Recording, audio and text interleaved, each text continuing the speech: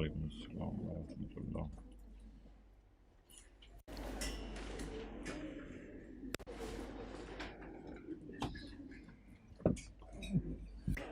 एक मैंने आपको सवाल क्लास में बताया था, डेट वाज क्वेश्चन नंबर 35।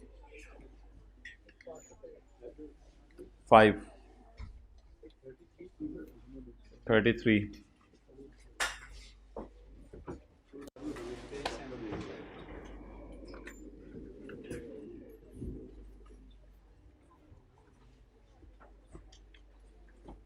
एक सवाल मैंने आपको क्लास में बताया था, डेट वाज क्वेश्चन नंबर 33। इसको इंशाल्लाह आज डिस्कस करते हैं। एक सवाल मैंने आपको होमवर्क में दिया था, पास पेपर क्वेश्चन 8, उसकी एक एडजस्टमेंट है, वो उधार हो गई, वो कल इंशाल्लाह डिस्कस करेंगे। तो ये 2 सवाल हो गए। अच्छा, पास पेपर क्वेश्चन 33, इसकी डिस्कशन अब हम स्टार्ट करते हैं। इसमें एक आ रहे हैं इंटरेस्ट पेड, ये आपने माइनस कर देना था। एक इंटरेस्ट रिसीव है, ये ऐड कर देना था। इसमें फिर आगे कोई नहीं बताया हुआ था सवाल में कि पेरेंट ने सब्सिडरी को लोन दिया है या सब्सिडरी ने पेरेंट को, इसलिए ऐसा सच कोई कैंसिलेशन की ज़रूरत नहीं थी किसी चीज़ के कैंसिल करने की। उसके बाद पॉइंट नंबर 2 इंशाल्लाह आज के सवाल में मैंने डाल दिया है, जो क्वेश्चन हमने करना है 34, ताकि उसका मसला ना रहे, तो इसलिए इसकी टेंशन मत लें। ये जो एडजस्टमेंट है पीछे बच गई करंट अकाउंट्स वाली, इसको अब हम डिस्कस कर लेते हैं। ये मैंने आपको करवाई थी जिस वक्त हमने ये इन ट्रांजिट की पहली क्लास ली थी। इसको ज़रा पढ़ें। करंट अकाउंट होते हैं आपस के बैलेंसेस, यानी आपस के जो डेटर क्रेडिटर होते हैं ना, पी और एस के, ये वो वाली एडजस्टमेंट होती है current account. Current accounts of 2 companies were reconciled. इसका मतलब है एक बंदा कह रहा है मैंने इतने पैसे लेने हैं, और दूसरा कह रहा है एग्जैक्ट मैंने उतने पैसे देने हैं। वर रिकंसाइल्ड का मतलब है जितने लेने हैं एक ने, उतने ही दूसरे ने देने हैं। Were reconciled with S owing P 7.5 lakh. इसका मतलब होता है एस ने पी को 7.5 लाख देने हैं। एस ओइंग पी, एस ने पी को 7.5 लाख देने हैं, तो एस के क्रेडिटर के अंदर जो है वो 7.5 लाख रुपए आ रहे हैं। And these balances are reconciled, it means के पी के डेटर्स में भी 7.5 लाख आ रहे हैं। तो दोनों जगहों से हमने 750 को कैंसिल कर देना था। So that was a very simple adjustment.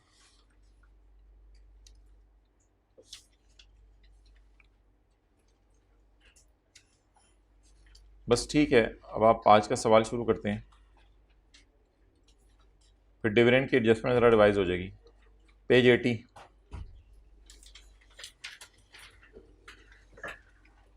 Statements of financial position as at 31 December 2015 और एज फॉलोज। भाई वो जाओ उधर से ज़रा टीए को बुला के लाओ। Statements of financial position as at 31 December 2015 और as follows. Non current assets आ रहे हैं, करंट एसेट्स आ रहे हैं, शेयर कैपिटल आ रहा है, शेयर प्रीमियम आ रहा है, रिटेन्ड अर्निंग आ रही हैं, और करंट लाइबिलिटीज़ आ रही हैं। तो 1 2 3 4 5 6 7 8 9 10 11 12, ये 12 फिगर्स आ रही हैं। भाई वो ऑरेंज सफ़ेद ला दो 2-3, और एक तो पर्पल ला दो।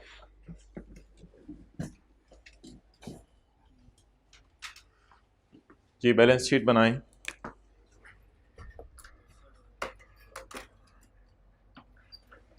जी property plant equipment,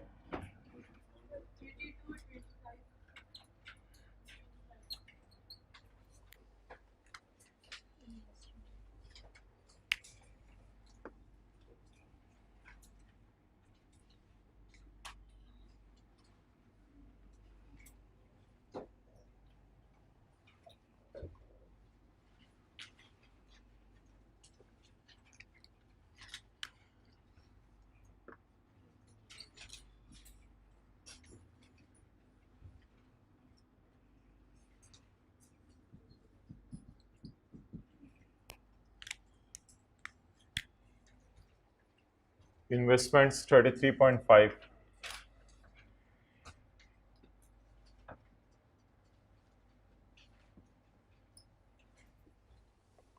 current assets 59.5 and 28.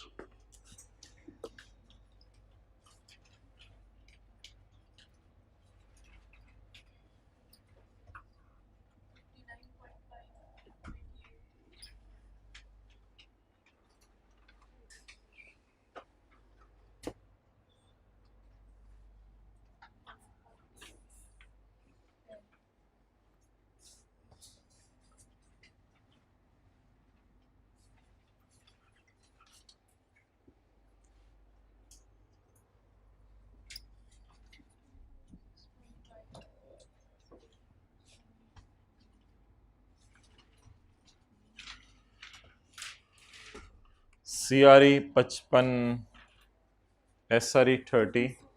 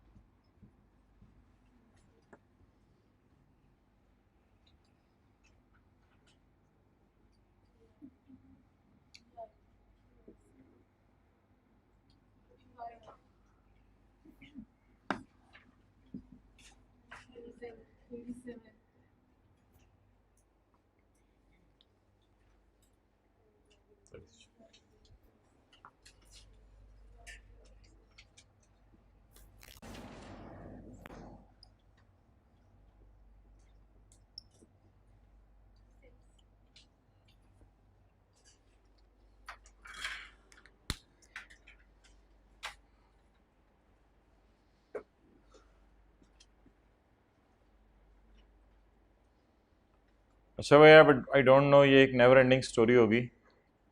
घर में जाके आप हजरात को 15-20 मिनट 25 मिनट की रोज़ाना ही क्लास लेनी पड़ेगी, जो हम 1:50 पे यहाँ रिकॉर्ड किया करेंगे। आपकी मर्ज़ी है इधर बैठ के ले लें या घर जाके ले लें। तो अब ये पता नहीं, शायद पूरा महीना इस तरह चले, लेकिन कोई 20-25 मिनट अब आपको रोज़ाना के निकालने पड़ेंगे। ओके, सैटरडे को जो हमारी क्लास चल रही है वो तो एज इट इज़ चलेगी, कोई नहीं, थोड़ा सा टाइम मैनेज करें। पिछली चीज़ें मैंने बता दिया था, कवर कर लें। पिछली चीज़ों के लिए तो ऐसे आखिरी महीने में टाइम नहीं बचता, और आप लोगों ने शुरू से चीज़ें मैनेज नहीं की तो कर लें, अभी भी चलें, शायद टाइम है। अच्छा जी, अब आई होप हजरात पूरे हो गए होंगे। ज़रा सवाल का पूरा स्ट्रक्चर देख लें क्या है।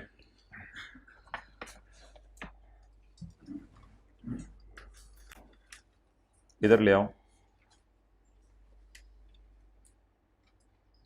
अच्छा जी, सवाल में देखें भाई, आपको बैलेंस शीट अवेलेबल है पेरेंट की और सब्सिडरी की, और सवाल के अंदर आगे देखें प्रॉफिट एंड लॉस अवेलेबल है पेरेंट का और सब्सिडरी का, sale, cost of sale, gross profit, expenses, other income, profit. अच्छा, सवाल में ये क्या गिवन है? Statement of changes in equity for year ended 31 December 2015, opening retained earning, profit for the year minus dividend is equal to closing retained earning. ये working 6 आज आपको करनी नहीं पड़ी, उसने सवाल के अंदर दी हुई है। ये उसने क्या दिया हुआ है? सेपरेट। सेपरेट का मतलब है तो पी की अलग है और एस की अलग है, इसे कहते हैं separate financial statement. Separate financial statement में statement of changes in equity में रिटेन्ड अर्निंग का कॉलम इसने ये दिया हुआ है, तो वर्किंग 6 आज करने की जरूरत नहीं, क्योंकि उसने सवाल में ही दे दी है। अच्छा, ज़रा देखिएगा, इसमें इसने प्रॉफिट सही लिखा है।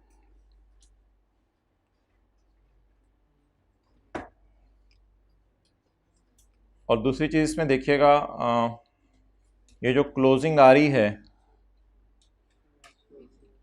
ये यही वाली क्लोजिंग आ रही है। फिर इधर जो क्लोजिंग आ रही है वो भी यही वाली क्लोजिंग आ रही है। तो ये देखें, प्रॉफिट फॉर द ईयर, कि भाई कुछ और कर रहे हैं, मेरे साथ नहीं फ्रीक्वेंसी इनकी मैच करी।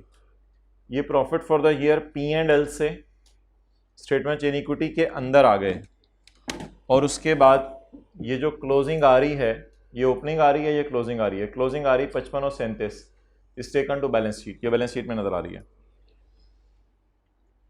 तो इसलिए वर्किंग 6 करके कुछ चीज़ें वर्कआउट करने की ज़रूरत नहीं थी, बिकॉज वर्कआउट वो चीज़ें की जाती हैं जो अवेलेबल ना हो, तो ये चीज़ें ऑलरेडी अवेलेबल थी। अच्छा, डिविडेंड इंटरिम है 2015 का, तो डिविडेंड क्या अकाउंटेंट ने रिकॉर्ड किया हुआ है? जी किया हुआ है, इसलिए शायद उसने वर्किंग 6 में शो भी कर दिया होगा। अच्छा, इसमें ये जो 2500 है ये किसने बांटा है? एस ने। तो ये जो 2500 है इसमें से कुछ हिस्सा किसका होगा? पेरेंट का होगा, कुछ हिस्सा पेरेंट का होगा। ये है एस का डिविडेंड, इसमें पी का कोई शेयर होगा। लेकिन इस डिविडेंड की आपने टेंशन नहीं लेनी कंसोलिडेशन के एंगल से। जो 4000 का डिविडेंड है ये तो पेरेंट का डिविडेंड है, ये तो इसने बाबा जी रहमत को और उनको बांटा है, तो इस डिविडेंड की हम टेंशन नहीं लिया करेंगे। मैंने कहा था पेरेंट का डिविडेंड का क्या करना है, रिकॉर्ड हो गया तो वेल एंड गुड, छोड़ दें पेपर में, नहीं रिकॉर्ड हुआ तो रिकॉर्ड कर देंगे हम।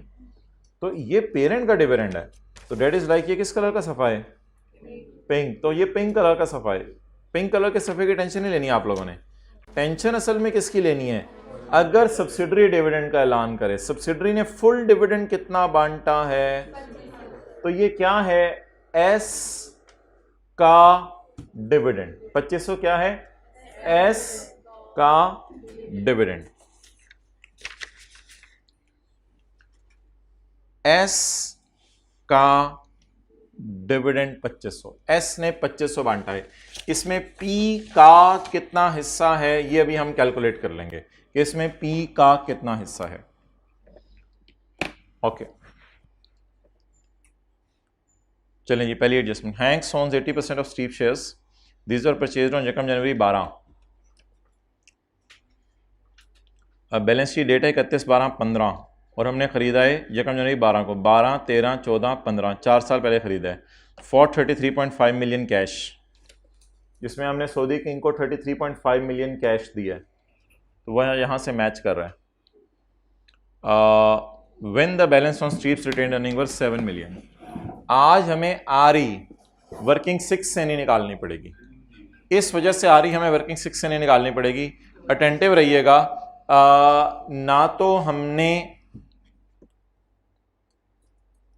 सब्सिडरी को ख़रीदा है 31/12/15 को, ना हमने सब्सिडरी को ख़रीदा है यकम जनवरी 15 को, ना हमने ख़रीदा है यकम मार्च 15 को। अगर यकम मार्च 15 को ख़रीदा होता तो ब्रॉड डाउन आरी जमा 2 महीने का प्रॉफिट इसमें डालते, तो फिर आपकी प्री आरी निकल आती।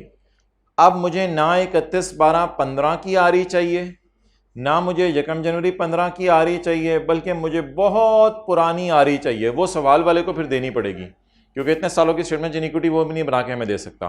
तो सवाल वाले ने वो प्री आरी खुद ही हमें दे दी, डेट इज 7। भाईजान क्या हुआ, बकरे ने टांग मारी थी? सही तरह बैठो। अच्छा,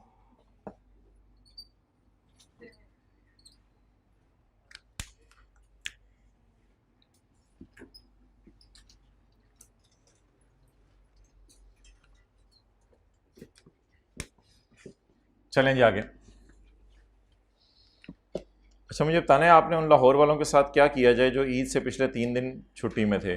लाहौर, गुजरांवाला, गुजरात, शेखुपुरा, साहिवाल, पुकाड़ा, ये जितने करीब करीब के सारे इलाके हैं, कसूर, इन सब के साथ आपने मुझे बताना है क्या किया जाए। ननकाना वाले तो आज भी नहीं आए हुए जी। कुतुब भाई क्या किया जाए इनके साथ? अच्छा, ये लाइन पढ़े जी, इस लाइन का क्या मतलब है? ये आपके लिए नई लाइन आई है।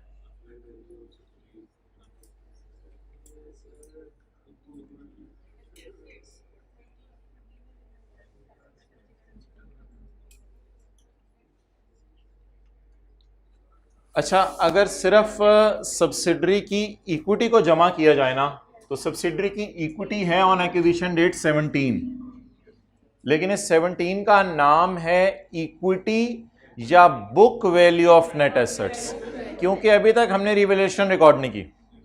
तो ये book value of net assets है। मुझे book value of net assets नहीं चाहिए होती, मुझे चाहिए होती है fair value of net assets.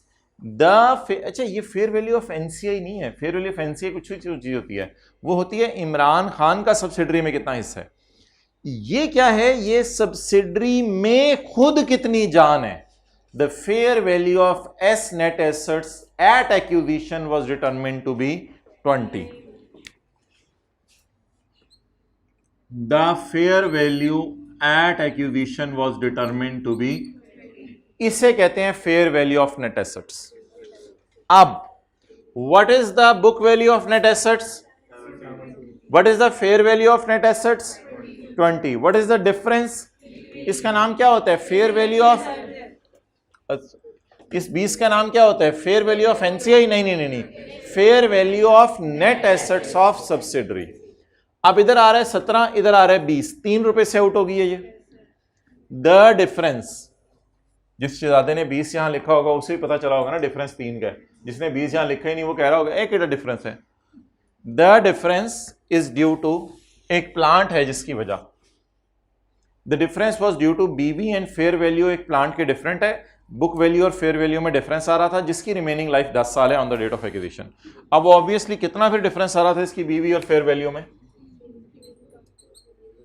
Balancing 3 की double entry, PP debit surplus in working 1, तो डबल एंट्री कर दें. तो बीवी और फेयर वैल्यू का डिफरेंस 3 है, वो हमें बैलेंसिंग आज मिला है क्योंकि आज सवाल में क्या गिवन थी? Fair value of net assets of subsidiary.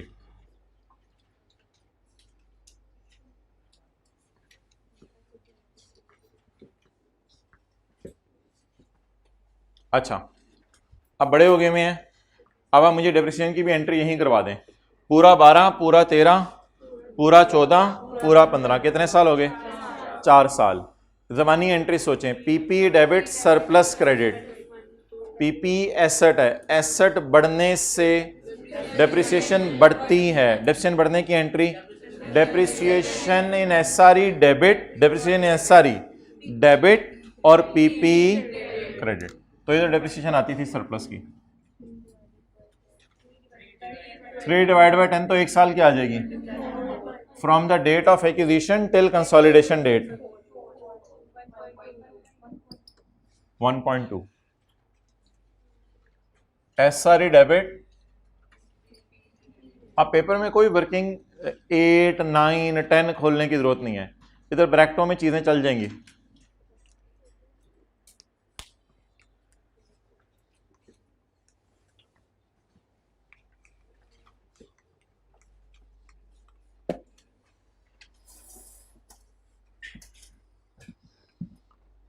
कितने लोगों ने कोशिश की इन 4 दिनों में पढ़ने की? कितने लोगों की कोशिश कामयाब हुई? हाइब्रिड में हाथ खड़ा करें. कितने लोगों की कोशिश कामयाब हुई? Well done.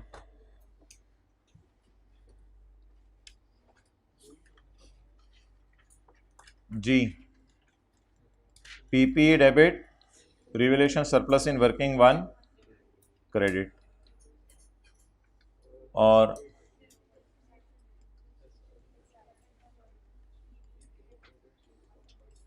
(1.2) से.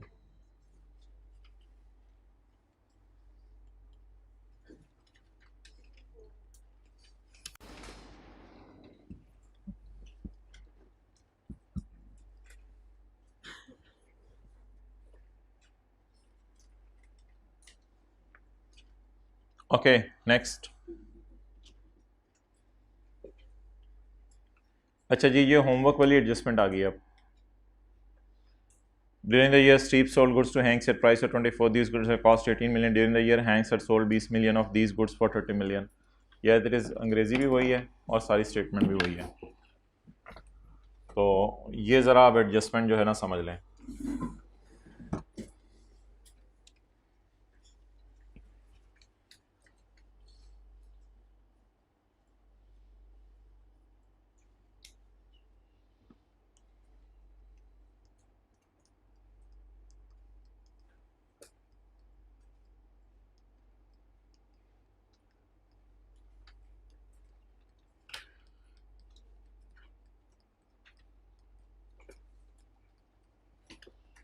जी, मैंने 400 रुपये का आइसक्रीम का डब्बा ख़रीदा और कॉलेज में सरासिफ को कहा कि अगर आपको आइसक्रीम 1 मिनट में चाहिए तो सरासी ने कहा मैं बाहर से जाकर खरीद लूँ। मैंने कहा नहीं, मेरे से ले लें आप, 1 सेकंड में आपको मिल जाएगी। 500 रुपये का उनको बेच दिया। तो मैंने मार्कअप कितना कमाया या मैंने मार्जिन कितना कमाया, दोनों कैलकुलेट कर सकते हैं। आपकी मर्जी है, पेपर में जो मर्जी कैलकुलेट कर लीजिएगा। मार्कअप या मार्जिन की परसेंटेज मिसिंग है, लेकिन इतना डाटा अवेलेबल ज़रूर है कि मैं मार्कअप या मार्जिन निकाल लूँ। पहले मुझे बताएं प्रॉफिट कितना है मेरा, 100 रुपया। What is the cost, 400। What is sale price, कितना कमाया, 100 को रख के, चपेट नहीं लगानी, 100 को रख के 400 पे डिवाइड करेंगे तो मार्कअप की परसेंटेज निकल आएगी। मल्टीप्लाइड बाय 100 इसलिए होता है कि परसेंटेज में कन्वर्ट हो जाए। कैलकुलेटर पकड़ने कुछ नहीं होता। 100 डिवाइड बाय 400, 25% मैंने मार्कअप कमाया है। या अगर मैं मार्जिन आपसे पूछूं, मार्जिन सेम नहीं आएगा। फिर 100 क्या है, प्रॉफिट। 100 क्या है, प्रॉफिट को रख के नीचे सेल लिखें,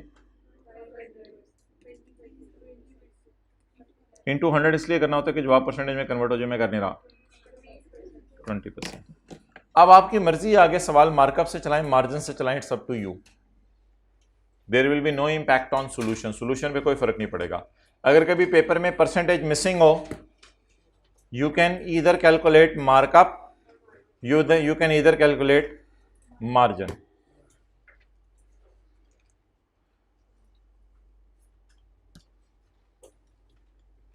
markup percentage, margin percentage.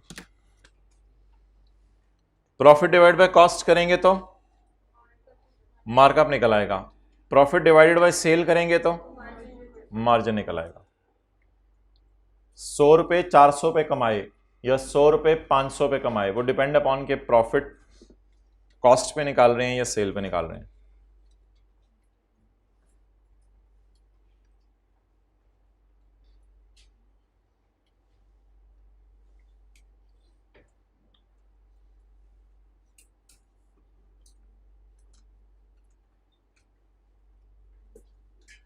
Okay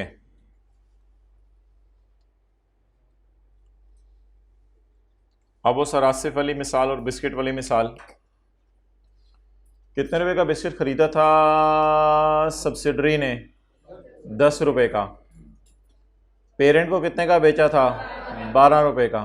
parent ने आगे कितने का बेचा था, 15 रुपए का। तो सब्सिडरी ने 10 रुपए का बाजार से खरीदा था, 12 रुपए का शोहर को बेचा था, और शोहर ने आगे 15 रुपए का बाजार में बेचा था। Okay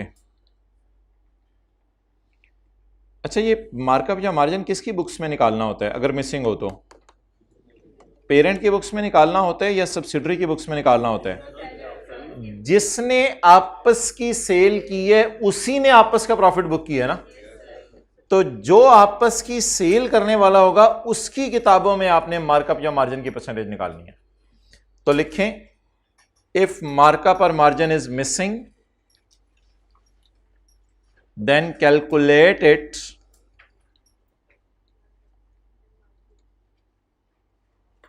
for the person who made आपस की cell. calculate it for the person who made आपस की सेल। calculate it, जी शुक्रिया लेट आने पे। calculate it for the person, अच्छा, हु मेड आपस की सेल, जिसने आपस की सेल किया, उसकी किताबों में निकालें।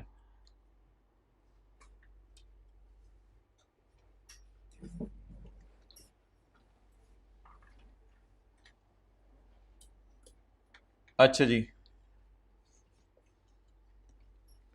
During the year Streep sold goods to Hank. Streep subsidiary है और हैंक्स पेरेंट है।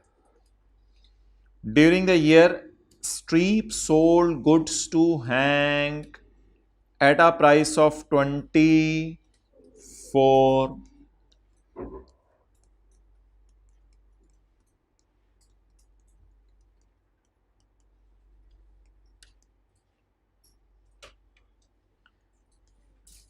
Streep sold goods to Hank at a price of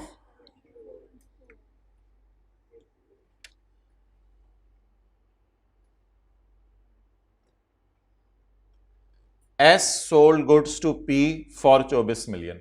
S ने P को चीजें बेची 24 मिलियन की, तो P ने उनको खरीदा। These had cost Streep 18, These had cost Streep 18।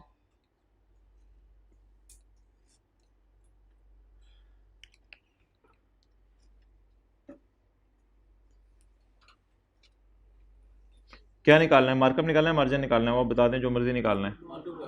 Markup कर लें, ठीक है।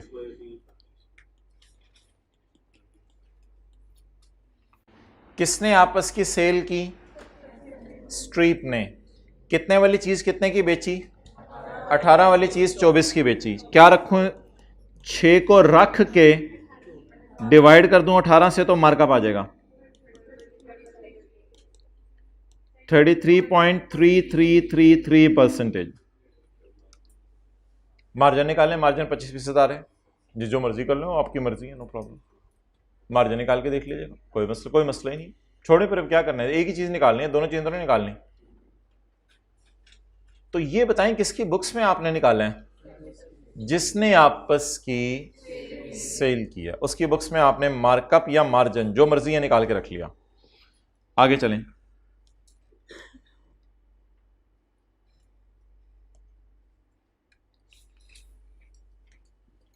During the year, P had sold 20 million of these for 30। During the year, P had sold rupees 20 of these for 30। उसने इसमें से 20 वाली 30 की बेच दी। 20 के साथ उसने लिखे कॉस्ट टू हैंक। इसका मतलब है the total cost to Hank is 24। Cost to Hank का मतलब है cost to parent. Cost to parent was 24, इसमें से 20 वाली बेच दी। इस 24 में से 20 वाली बेच दी। It means closing stock is 4। 24 में से कितने वाली बेच दी? अगर आप 20 कहेंगे तो 20 कॉस्ट ऑफ सेल टाइप की चीज है मेरी। 20 इज कॉस्ट ऑफ सेल। तो इसमें से 20 वाली चीजें 30 की बेच दी, तो कितनी पड़ी रहेगी? 20 वाली 24 में से 20 तो बेच दी, 4 वाली पड़ी रहेगी। नाउ इस सारे डेटे की बुनियाद पर इस फिगर को इग्नोर करें। देखो इधर, इस फिगर को इग्नोर करें क्योंकि ये आउटसाइड वर्ल्ड है। सब्सिडरी ने किससे खरीदी होगी? पता नहीं किस रेडी वाले से किचन से हाथ निकाल के बाहर खरीदी होगी। सब्सिडरी ने किसी रेडी वाले से खरीदी होगी और पेरेंट ने अपने कमरे का दरवाजा खोल के सलासे को बेची होगी। वो आपस की सेल लेनी होती है भाईजान। नाउ फिगर्स बताएं। सोल्ड, अनसोल्ड और अनसोल्ड का प्रॉफिट निकाल लेंगे।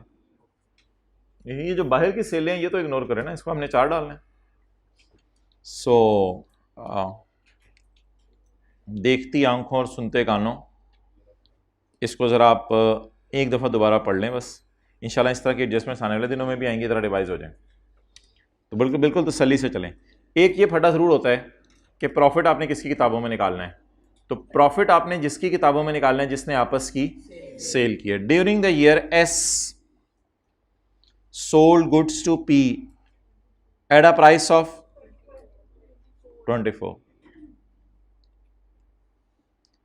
These good has cost S 18। S ने अपने लिए कितने की ली थी?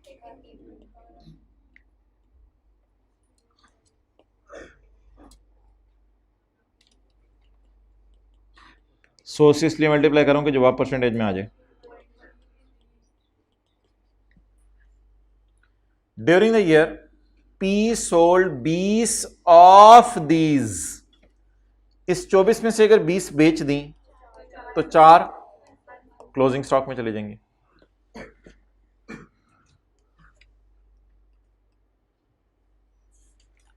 फॉर 30।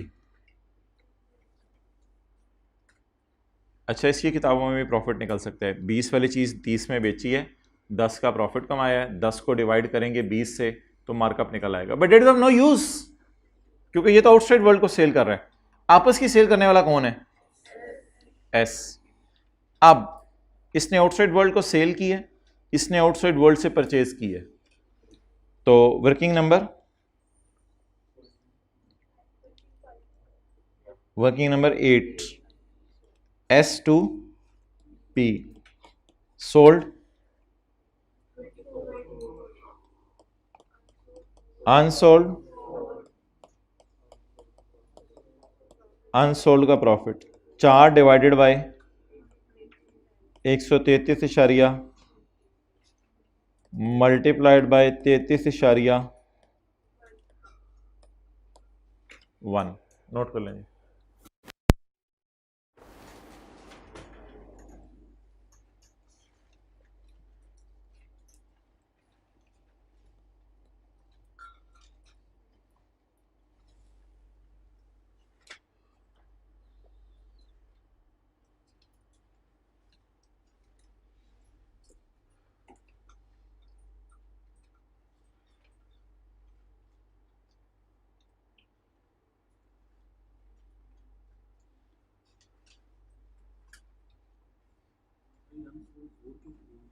अनसोल्ड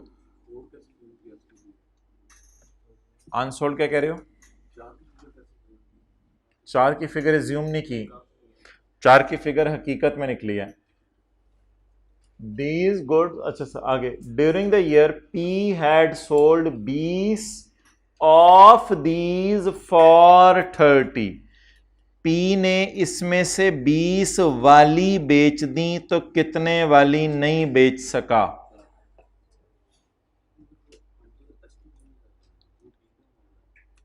हम S2P की ट्रांजैक्शन तो कर रहे हैं, लेकिन हम बायर से पूछते हैं ना कि तुम्हारे स्टॉक में कितना पड़ा हुआ है।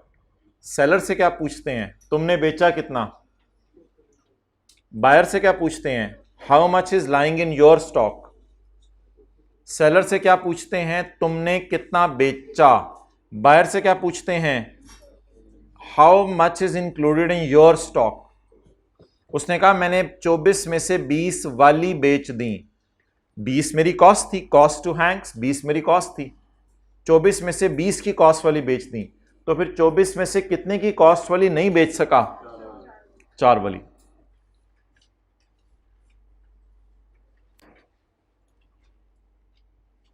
ओके, अब सिर्फ 1 रुपए से खेल लें। 1 रुपए की एंट्री बता दें। SRE डेबिट स्टॉक क्रेडिट, बस 1 रुपए की एंट्री है।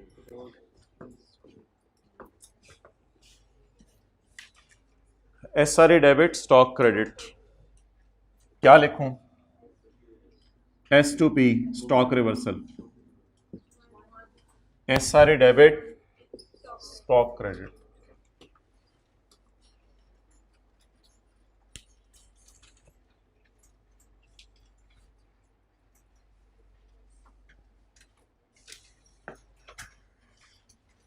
कितने लोगों ने होमवर्क में जान मार के इस एडजस्टमेंट को खुद ही कर लिया था?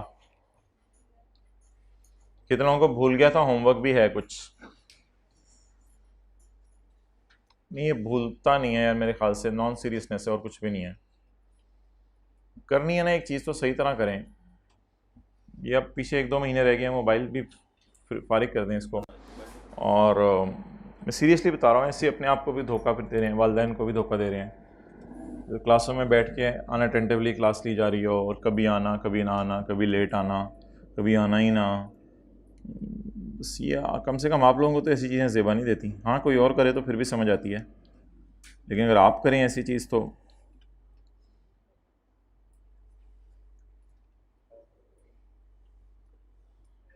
आप थोड़ा सा और साइड पे हो जाए ना। नहीं हो ना?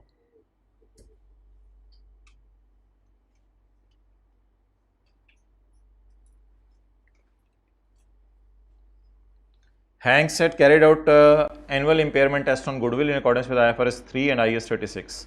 Recoverable amount as on 31/12 was 5 and on 31/12 was 4.5. तो 31/12, 13 और 14 की इसने रिकवरेबल अमाउंट नहीं दी, शायद इम्पेयर ना हुआ और डायरेक्ट इसने 31/12/15 की रिकवरेबल अमाउंट दी है। तो गुडविल को इम्पेयर मैं कैसे कर सकता हूँ जब तक गुडविल ही ना निकले? तो गुडविल निकाल लें फिर। एनसीए बाजी को किस पे रखें? एनसीए बाजी है बाजा है? बाजा है। इमरान खान है। 20 ज़रब 20%।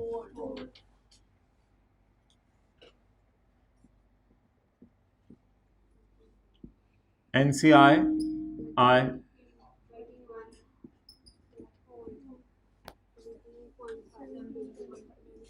जी। Goodwill 17.5।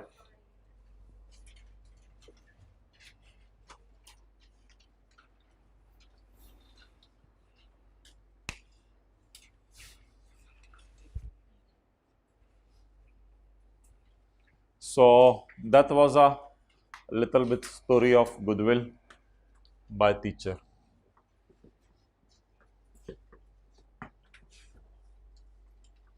The estimated recoverable amount was 5 and at 31 December 2015 was 4.5.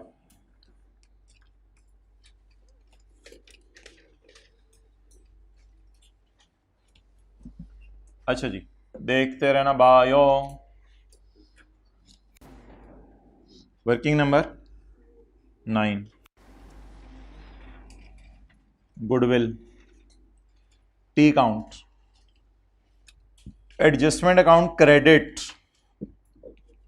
And goodwill पहली दफा मैं अकाउंट खोल रहा हूं 17.5। ये किस दिन हुआ है?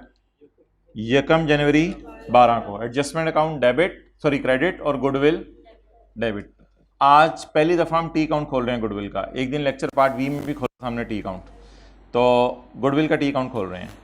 31/12/12 व्हाट इज बीवी? 17.5। व्हाट इज बीवी? 17.5। Book value 17.5। What is recoverable amount? क्या मैं इम्पेयर करूं या ना करूं? What recoverable amount? अब इधर देखें ना, अब मैं क्या करूं बुक्स पे ही।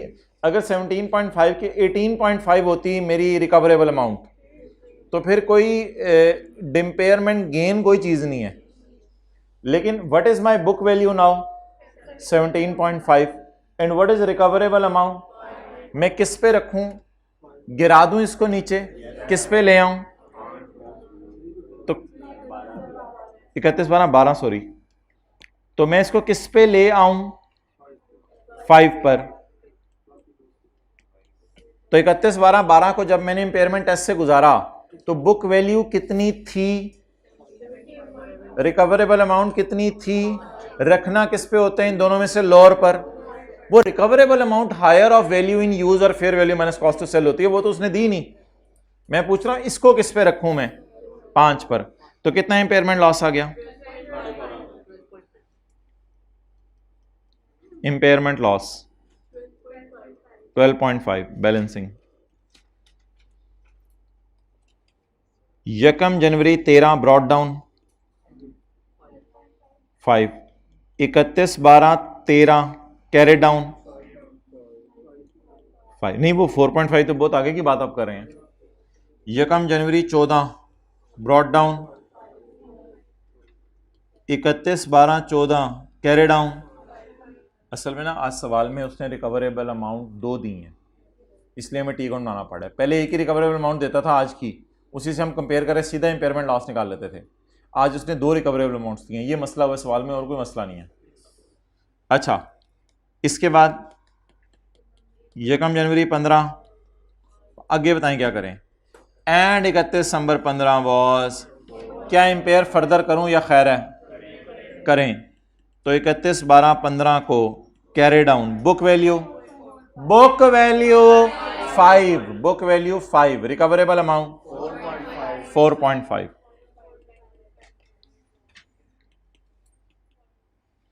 Impairment loss balancing 0.5।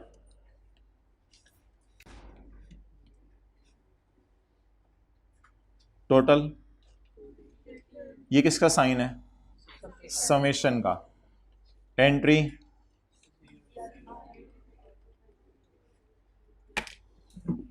CRA debit goodwill credit. 12.5 की तो उस साल में एंट्री हो नहीं गई होगी, बैलेंस शीट बनती है एज ऑन, तो डेप्रिसिएशन 4 साल की हमने यहां डाली है, तो पहले साल की डेप्रिसिएशन की एंट्री हो नहीं गई होगी।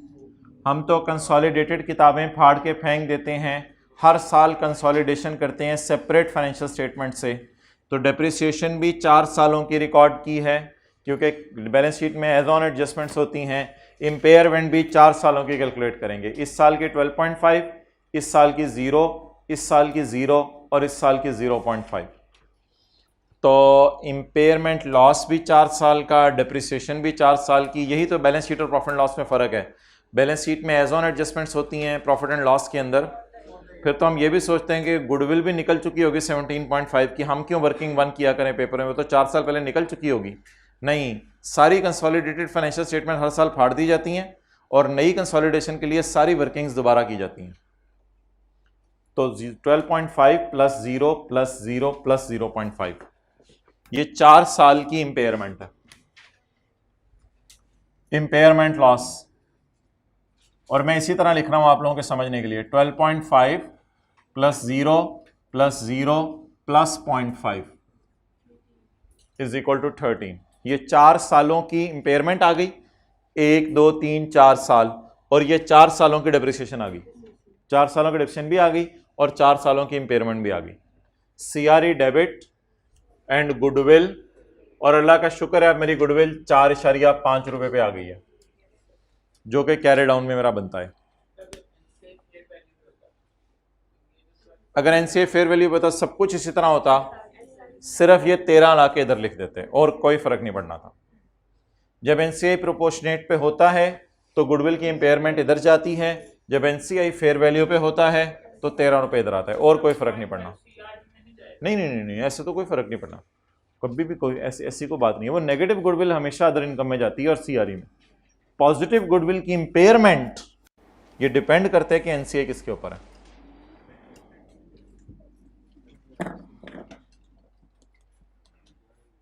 ये डबल एंट्री,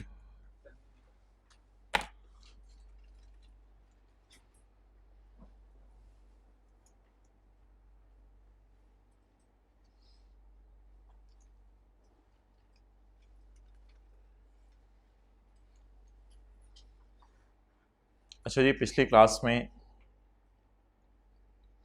हमारी एक डिस्कशन हुई थी and it was very important discussion from the point of view of dividend. Dividend के एतबार से हमारी एक बड़ी इंपॉर्टेंट डिस्कशन थी। अच्छा जी, डिविडेंड को आज के बाद 3 एतबार से देखना होगा। एक तो बैलेंस शीट में इसका क्या करना है, उसके लिए हमारा क्वेश्चन 12 एक मशहूर ज़माना था, 5 सिनेरियोज थे। दूसरा वर्किंग 6 में इस डिविडेंड का क्या करना है, और तीसरा consolidated statement of comprehensive income के मुंह पर इसका क्या करना है। तो डिविडेंड की एडजस्टमेंट हमेशा 3 एतबार से हुआ करेगी। एक एतबार से बैलेंस शीट का सवाल सॉल्व करते हुए हुआ करेगी, एक एतबार से वर्किंग 6 के एतबार से हुआ करेगी, और एक एतबार से consolidated statement of comprehensive income के एतबार से हुआ करेगी।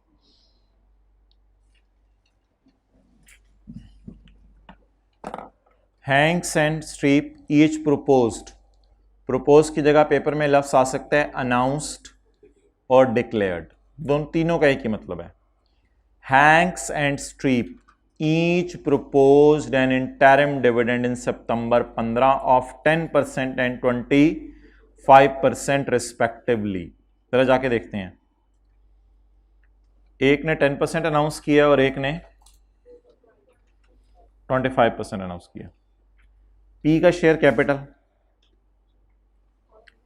पी का शेयर कैपिटल 40,000,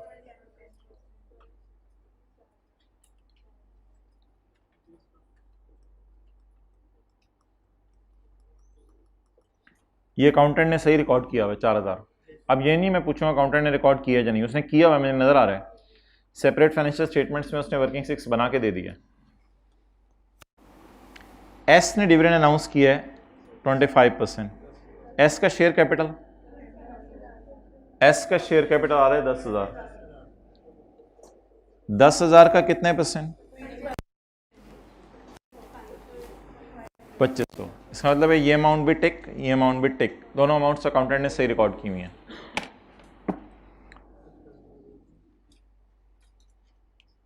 नोट करें, सुस्तियां मरवाएंगी, सुस्तियों को चुस्तियों में बदलें।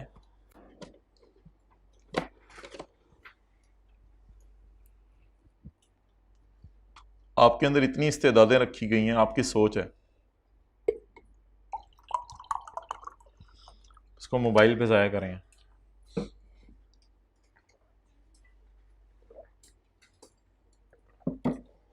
भाई को 2 महीने रह गए हैं, पढ़ के गुजार लें। अच्छा जी, नाउ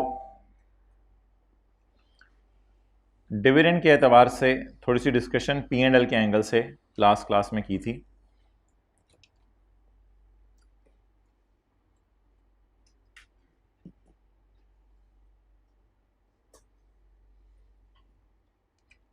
करके हम करते हैं इसको आगे।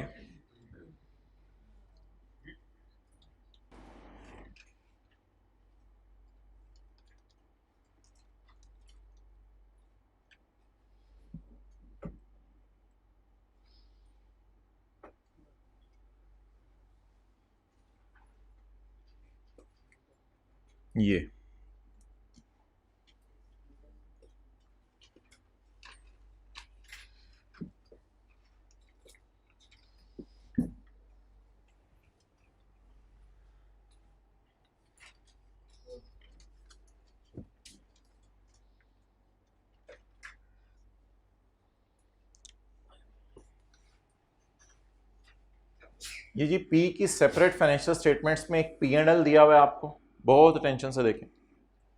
पी की सेपरेट फाइनेंशियल स्टेटमेंट्स में एक बैलेंस शीट दी हुई है। पी की सेपरेट फाइनेंशियल स्टेटमेंट्स में एक statement of changes in equity दी हुई है। पी की सेपरेट फाइनेंशियल स्टेटमेंट में अगर कभी पी अपने ओनर्स के लिए डिविडेंड बांटे तो वो जो इसके अपने ओनर्स के लिए डिविडेंड बांटा होता है, इस डिविडेंड को कहते हैं मिसाल के तौर पे ये पिंक सफ़े वाला डिविडेंड। इस सफ़े को कभी फाड़ना नहीं है ज़िंदगी में कि 60 इसका, 30 उसका, तो 40 इसका। नहीं नहीं नहीं नहीं, पी ने जो अपने शेयर होल्डर्स के लिए डिविडेंड बांटा है उसमें बस एक ही सवाल है। बैलेंस शीट के सवाल में मैंने बताया था, बैलेंस शीट के एंगल से एक ही सवाल है, अगर रिकॉर्ड कर लिया है तो ठीक है, नहीं किया तो कर दें। बस बैलेंस शीट के एंगल से ये डिस्कशन है, इसमें से आगे और कोई डिस्कशन नहीं है। अगर मैं बैलेंस शीट का सवाल सॉल्व कर रहा हूं, और ये तो हो गया पी का डिविडेंड। और याद रखिएगा जो पी डिविडेंड बांटेगा वो एस की अदर इनकम में नजर नहीं आएगा। इसके P&L में, एस के P&L में अदर इनकम में नजर नहीं आएगा कि पी ने डिविडेंड बांटा तो एस को भी थोड़ा सा मिला। बस पी ने जो बांट दिया वो बांट दिया, वो अपने शेयर होल्डर्स को बांटो। क्या पी जब डिविडेंड बांटेगा तो क्या ये एस को मिलेगा या पी के ओनर्स को मिलेगा? पी के ओनर्स तो बाबा जी रहमत वगैरह जिन्होंने 1970 में PTCL बनाई थी पहली दफा। तो इसलिए that page is not a big tension, इस पेज की परेशानी की जरूरत नहीं है, इस पेज को फारिग करें। मसला किसके डिविडेंड का है? मसला है कौन अगर डिविडेंड बांटे, एस डिविडेंड बांटे। ये एस की सेपरेट फाइनेंशियल स्टेटमेंट है, सेल है, अदर इनकम है, प्रॉफिट आफ्टर टैक्स है, एस की बैलेंस शीट है, एस की वर्किंग 6 है। एस की वर्किंग 6 में यहां ओपनिंग रिटेन अर्निंग आ रही होंगी, यहां इसका प्रॉफिट आ जाएगा। और फर्ज करें एस ने 50 रुपए डिविडेंड बांटा। अब ये जो डिविडेंड एस ने 50 रुपए बांटा, क्या ये पूरा फुल डिविडेंड पी को मिलेगा या अपना हिस्सा? तो फर्ज करें एस के फुल डिविडेंड में से मैं P share of S dividend निकाल रहा हूं। ये एनसीआई का है, इसकी भी टेंशन नहीं लेनी। P share of S dividend. अब ये जो P share of S dividend है ये असूली तौर पे पी डालता है अपनी अदर इनकम में, it is commonly called as P's share of S का डिविडेंड। फर्ज करें वो 50 रुपए है तो ये 30 रुपए, 50 में से 30 इसको मिल गए।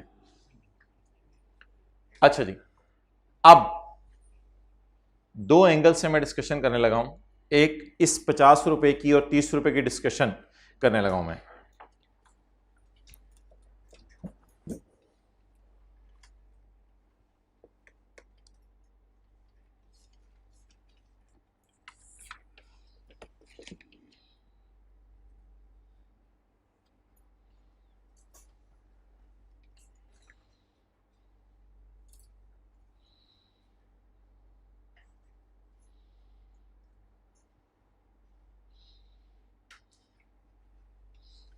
मैं इस एतबार से डिस्कशन नहीं करने लगा, मैं वर्किंग 6 और इसके एतबार से डिस्कशन करने लगा हूं।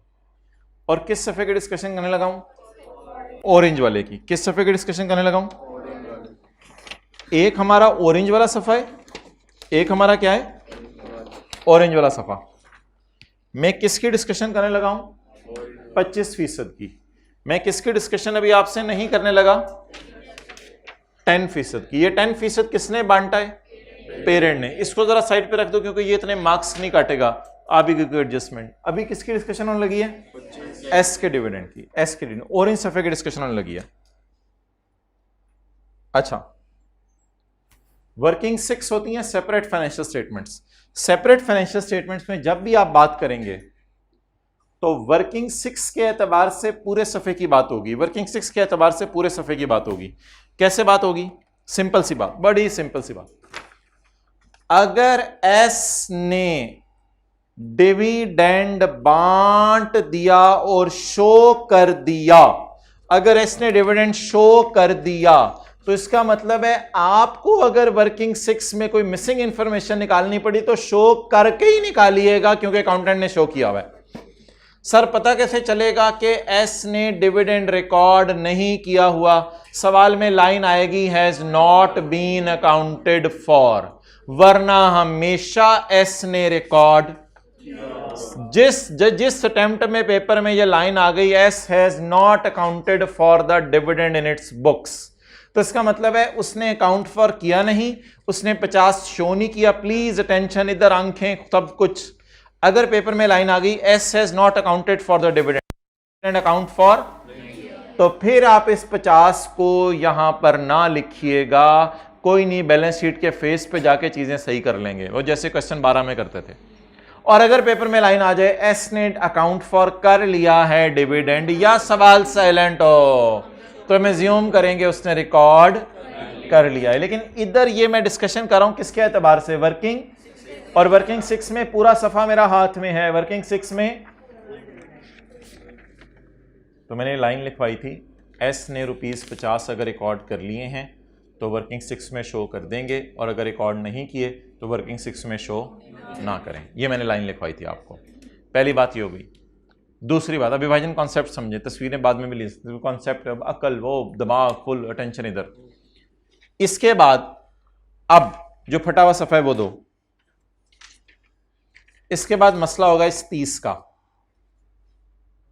अगर इस 30 को पी ने अपनी अदर इनकम में डाल दिया, अगर इस 30 को पी ने अपनी अदर इनकम में डाल दिया तो ये आपस की इनकम है, इसको क्या करना पड़ेगा? कैंसल। इधर शो या नॉट शो का लफ्ज ना बोलें, इधर क्या करना पड़ेगा? कैंसल करना पड़ेगा, क्योंकि ये किससे कमाई है? पी ने अदर इनकम एस से कमाई है, इसको क्या करना पड़ेगा? कैंसल करना पड़ेगा। ये मैंने आपसे डिस्कशन कर दी किसके एंगल से? Consolidated statement of comprehensive income के मुंह के एंगल से।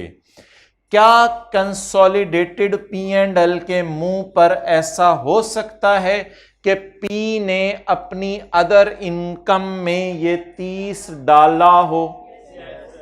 अब मैंने क्या करना है इसको? मैंने जो लास्ट क्लास में लिखवाया था, पी ने अगर ये 30 रिकॉर्ड तो हम कंसोलिडेशन के वक्त कैंसल कर देंगे, वरना अगर रिकॉर्ड ही नहीं किया तो रिकॉर्ड करके कैंसिल करना, वो बहुत पेपर में टाइम लग जाएगा, तो उसको रिकॉर्ड ही शो ही ना कीजिएगा, इसके अंदर कोई टेंशन लेने वाली बात नहीं। अच्छा, अब यार इस डिस्कशन को फेंक के फारग करें, ये वो 5 सिनेरियोस थे जो हमारे थे।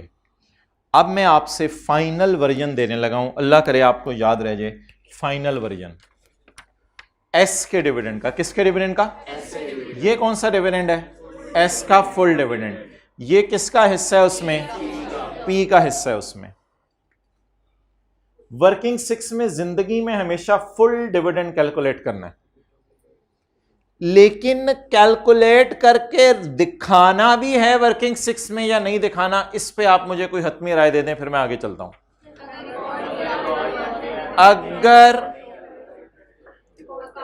अगर अकाउंटेंट ने रिकॉर्ड कर लिया है तो शो, अगर लिखा हुआ has not been accounted for, तो यहां गलतियां सही ना करने बैठ जाएगा, वर्किंग 6 में गलतियां नहीं सही करनी होती। और अगर लाइन आ गई सवाल में साइलेंट, कुछ भी नहीं लिखा हुआ, तो एज्यूम करेंगे एस ने रिकॉर्ड कर लिया हुआ है। तो वर्किंग 6 में पूरा सफा शो करना है हमेशा। वर्किंग 6 के बाद एक कंसोलिडेटेड P&L का मुंह बनाना होता है यहां पर।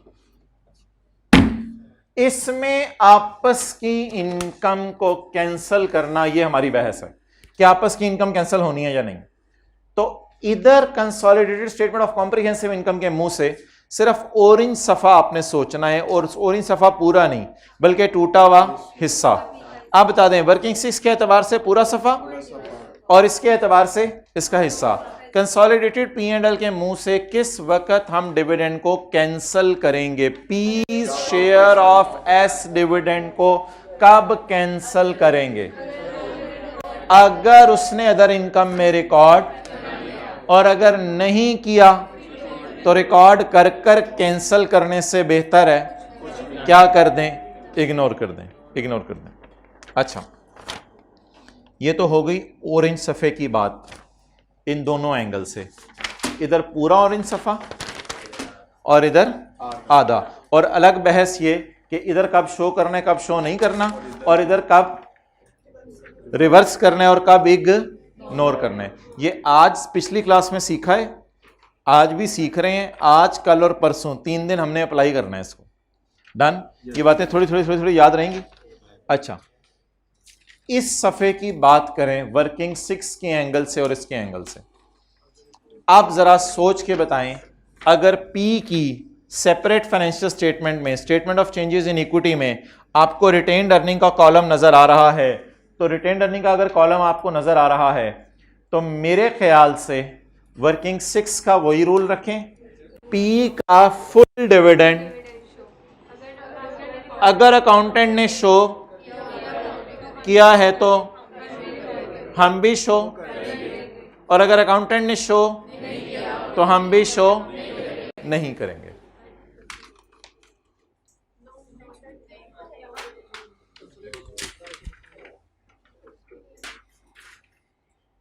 इधर तो कोई पॉसिबिलिटी नहीं बन रही इस सफ़े को लाने की। क्यों? इधर को पॉसिबिलिटी क्यों नहीं? इस सफ़े को तो लाने की जरूरत ही नहीं इधर। क्या ऐसा पॉसिबल है कि पी ने डिविडेंड बांटा हो, वर्किंग 6 में पी ने डिविडेंड बांटा हो और सब्सिडरी ने कहा हाँ मैं तेरे शेयर खरीदे हुए? पागल, तूने नहीं मेरे शेयर खरीदे हुए। तो फिर इधर तो अदर इनकम में कैंसिल करना इज आउट ऑफ क्वेश्चन, ये आउट ऑफ क्वेश्चन है।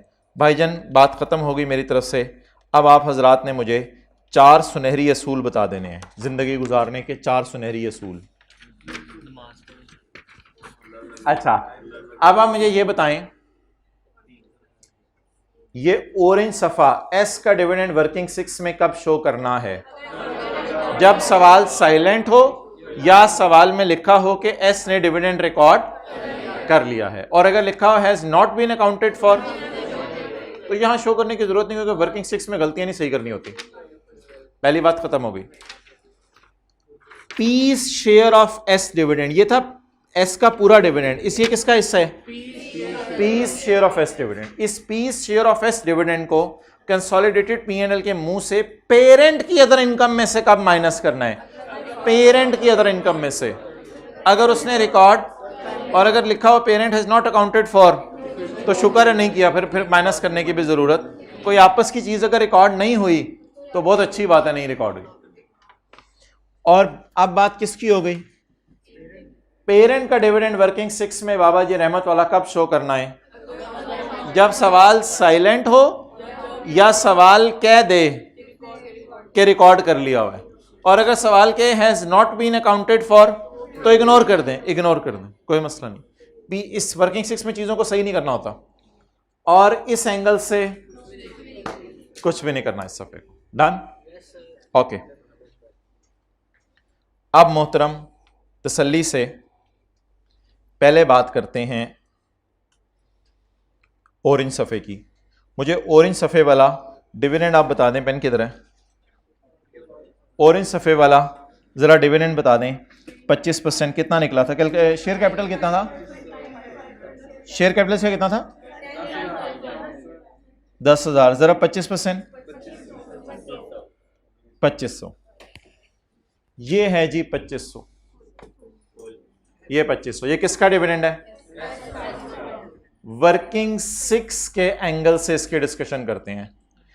क्या वर्किंग 6 में अगर खुद बनाऊं तो उसमें शो करूंगा सवाल साइलेंट है, Hanks steep each proposed. Proposed का मतलब होगा पेड। प्रोपोज्ड का मतलब क्या होगा? पेड। सवाल साइलेंट हो तो पे हो गया होगा। जब भी कभी रिसीवेबल पेएबल होगा ना तो सवाल बताया करने का, वरना बाय डिफॉल्ट सारी ट्रांजैक्शंस क्या होती हैं? पेड की होती हैं। तो पेड वाली एंट्री अकाउंटेंट भूलता नहीं, और अल्लाह का शुक्र है जाके देखें उसने भूली भी। अगर ये स्टेटमेंट लिखी होती सवाल में और ऊपर मुझे वर्किंग 6 ना दी होती तो भी मैं ये 2500 लिखता, तभी ये फिगर्स बैलेंसिंग सही आनी थी। तो अब वर्किंग 6 के एंगल से बता दें, नीचे क्या लिखा हुआ है? पेड। पेड की एंट्री अकाउंटेंट भूलता नहीं है, तो इसका मतलब है अकाउंटेंट ने रिकॉर्ड, जब भी सवाल साइलेंट हो अकाउंटेंट ने रिकॉर्ड कर लिया हो, तो मैं ये शो करता। लेकिन अल्लाह का शुक्र है आज ऑलरेडी अकाउंटेंट ने शो किया हुआ है। अब इसको ले जाएं ऑरेंज सफे को दूसरे एंगल से। अगर इसने 2500 पे किया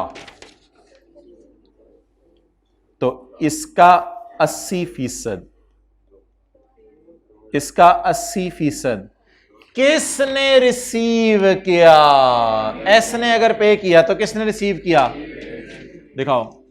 तो बाय डिफॉल्ट हम एज्यूम करेंगे अगर एक पे कर रहे हैं, इनको उठा दें, अगर एक पे कर रहा है तो, अगर एक पे कर रहा है तो दूसरा बंदा, अब अगर दूसरा बंदा रिसीव कर रहा है तो दूसरे बंदे की कहां से माइनस कर दें?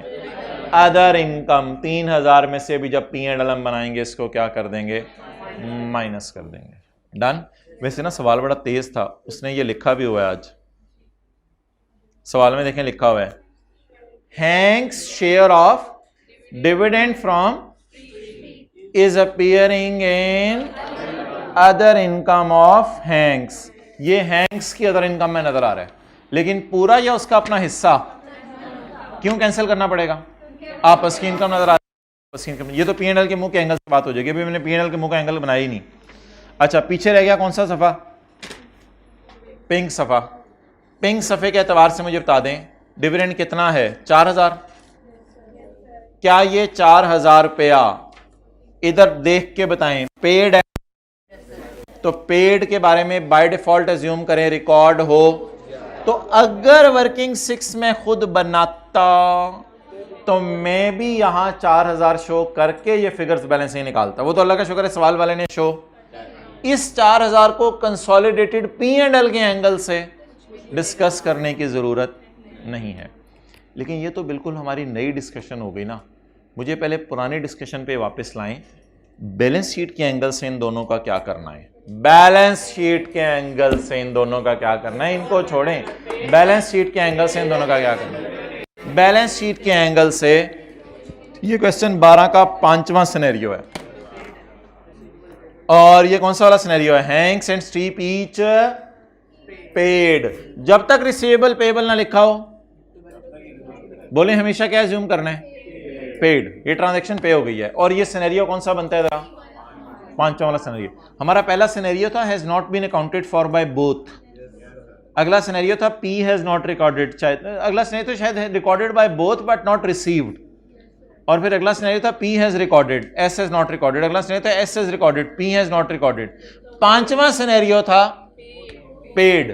पेड वाले को हमने क्या किया था, तो 12 का 5 लिखें ब्रैकेट में, और इस एतबार से मुझे बता दें लफ्ज क्या लिखा आ गया आज। सवाल साइलेंट है तो प्रोपोज्ड अनाउंस का मतलब क्या लेंगे, लेकिन अगर प्रोपोज्ड अनाउंस के साथ लिखा आ जाए नॉट पेड तो फिर ओवर एफिशिएंट नहीं बनना। अब तो प्रोपोज्ड अनाउंस के साथ खुद क्या लिखा आ रहा है, बोले अभी कुछ भी नहीं लिखा आ रहा, तो प्रोपोज के साथ क्या एज्यूम करेंगे, पेड है, by default transactions are paid. तो ये जी हमारी डिस्कशन है, हमने को 10-15 मिनट करने की कोशिश की है आज। इंशाल्लाह इसको आज के एक और सवाल में भी करना है, कल भी करना है, परसों भी करना है, रोज़ाना बार बार इस एडजस्टमेंट को करेंगे, फिर चलते चलते एक दिन आएगा डिविडेंड की एडजस्टमेंट हमारी ज़रा कंफर्टेबली हो जाया करेगी। चलें आप बता दें आखिरी वर्जन में, आखिरी बातें पूछ रहा हूँ, प्रपोज्ड, अनाउंस्ड या डिक्लेयर्ड, उसके साथ आगे ना लिखा हो कि रिसीवेबल पेएबल है, तो बाय डिफॉल्ट क्या एज्यूम करें, पेड है। If it is paid then it is scenario number 5। What should I do in balance sheet, is it already paid and recorded, तो इसलिए बैलेंस शीट के एंगल से इसको इग्नोर कर दें। पिछले 15 मिनट से लगे हुए थे, बैलेंस शीट के एंगल से इग्नोर करना था, बैलेंस शीट टैली कर दें। यू हैव 1 मिनट,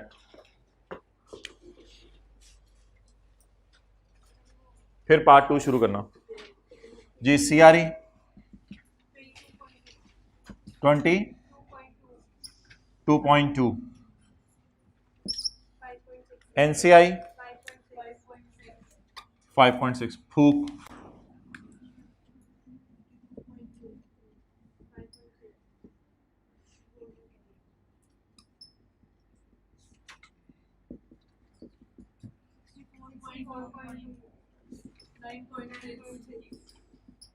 64.2 and 9.6,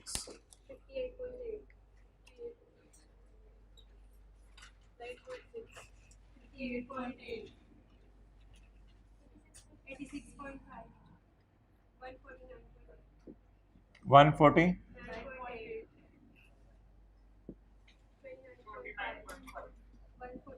होने के मैं भी बैठा।